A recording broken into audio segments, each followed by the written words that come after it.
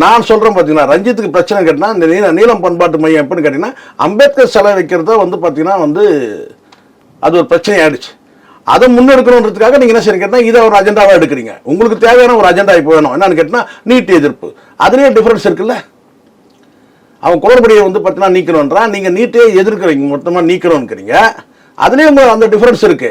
அதை தாண்டி நீங்க பிரதானமா எடுத்து பேச ரஞ்சித் இந்த நீலம் பண்பாட்டு மையத்தோட ஒரு ஆர்கனைசர், இந்த போராட்டத்தோட ஆர்கனைசர். நீங்க முதல்ல எடுத்து எதை பேசுறீங்க?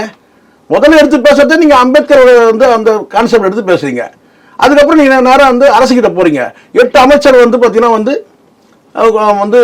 தனித்த அமைச்சர் கொடுத்தாங்க. நாங்க எங்க ரெப்ரசன்டேட்டிவ் அவங்க இல்லைன்னு நீங்க சொன்னா என்ன சொல்லணும்? அரசியல் சாசனப்படி அமைச்சர் ஆயிட்டாங்க, அவ்வளவுதானே. இதே நீங்க இதை பாத்தீங்கன்னா மு.க. ஸ்டாலின் கொடுத்தா என்ன சொல்லிருப்பீங்க? இந்நேரம் சமூக நீதி காத்த மாவீரன் பட்டம் கொடுத்துருக்க மாட்டீங்க. நீங்க அதுக்கு ஒரு விழா எடுத்துருக்க மாட்டீங்க. நீங்க கொடுத்திருக்கிற அமைச்சரும் கொடுத்திருக்காங்க. 2 மாசம் ஆச்சு. அதுக்குள்ள ஒரு தலித்து மக்களுக்கு இவங்க என்ன செஞ்சாங்க? என்ன செஞ்சாங்க?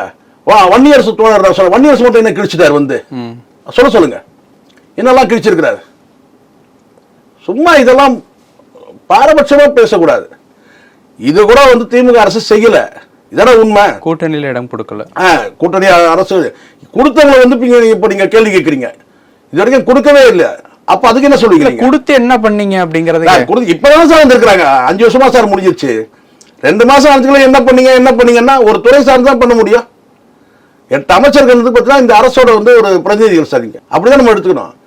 இப்பதான் 2 மாசம் ஆச்சு. அதுக்குள்ள என்ன பண்ணணும்? சரி, என்ன கோரிக்கை வச்சீங்க? நீங்க நீலம் பண்பாட்டு மையம் சார்பா நீங்க என்ன கோரிக்கை வச்சீங்க? நீங்களே இப்பதான் அரசியலுக்கு வரணும்ன்ற அந்த ஆசை வந்திருக்கு. இப்ப எல்லாருக்கும் ஆசை வந்துருச்சு. ரஞ்சித்துக்கும் ஆசை வந்துருச்சு. அவ்வளவுதான். வரட்டும் சார், யாரும் வரட்டும். லாரன்ஸ் மாதிரி பார்த்தோம்னா அரசியலுக்கு வரணுமான்னு கேட்கல. ரஞ்சித் வரட்டும். நானே எல்லாரும் வரவேற்கிறோம்.